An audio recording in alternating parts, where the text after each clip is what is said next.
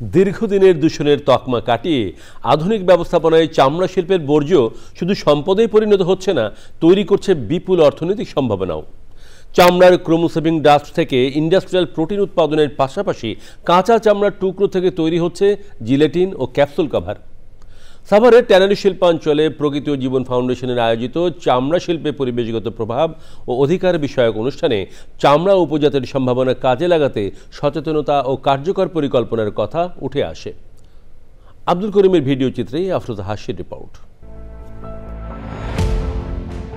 পথ চলার ৮ দশক পেরোলেও পরিকল্পিত ব্যবস্থাপনার অভাবে ধুঁকছে বাংলাদেশের চামড়া শিল্প। বিপুল সম্ভাবনার বিপরীতে জাতীয় অর্থনীতিতে নেই কাঙ্ক্ষিত ফলাফল।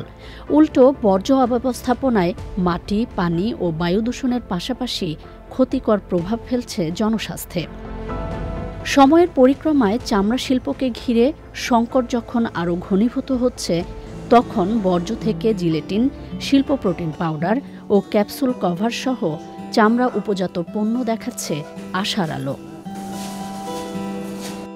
সাভারের ট্যানারি শিল্পাঞ্চলে চামড়া শিল্পের পরিবেশগত প্রভাব ও অধিকার বিষয়ক সচেতনতামূলক অনুষ্ঠানে উঠে আসে সম্ভাবনার বার্তা। সেবিনের যে বুশিটা নিয়ে একটা কাজে লাগাইতেছে, কাঠিং নিয়ে কাজে লাগাইতেছে, এটা যদি হয় তা তো আমাদের এই যে ডাম্পিংয়ের যে কাজটা, এটা কিন্তু আমাদের লাগে না। মালিক শ্রমিক মিলেই আমাদের এই পরিবেশ কিভাবে টিকে রাখতে হয় এটা চেষ্টা করতে হবে।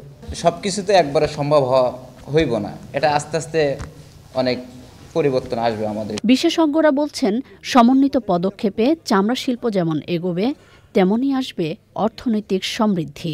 ৮৫,০০০ থেকে ৯০,০০০ মেট্রিক টন আমাদের বছরে এই সলিড ওয়েস্ট আমার ডাম্পিং এটে পড়ে। আপনি এটা যদি কাজে লাগাতে পারেন, এখান থেকে ১.৫ থেকে ২,০০০ কোটি টাকা আপনার গভর্নমেন্ট খাতে আসবে। পরিবেশ ভালো থাকবে, আবার টাকাও পাবো। আমাদেরকে চিন্তা করতে হবে short term, mid term, long term. সম্প্রতি ক্রোম শেভিং ডাস্ট থেকে নবীনগরে একটা বড় ফ্যাক্টরি করছি চায়না ইনভেস্টে। আমাদের টোটাল ৮,৭০০ মেট্রিক টনের মতো ক্রোম শেভিং ডাস্ট উৎপাদন হয় বছরে। এরা পুরোটাই নিবে, তারা এখান থেকে প্রোটিন পাউডার বানাবে। এটা ছাড়া আরও ৬টা প্রতিষ্ঠানকে পারমিশন দিয়েছি কাঁচা চামড়া টুকরো এক্সপোর্টের জন্য। Building a sustainable leather sector in Bangladesh প্রকল্পের আওতায় ইউরোপীয় ইউনিয়নের অর্থায়ন ও সলিডার সুইসের তত্ত্বাবধানে আয়োজনের সহযোগী প্রকৃতি ও জীবন ফাউন্ডেশন, সবুজের অভিযান ফাউন্ডেশন, ওশি ফাউন্ডেশন, বিলস এবং গণস্বাস্থ্য কেন্দ্র। আফরোজা হাসি, চ্যানেল আই, সাভার।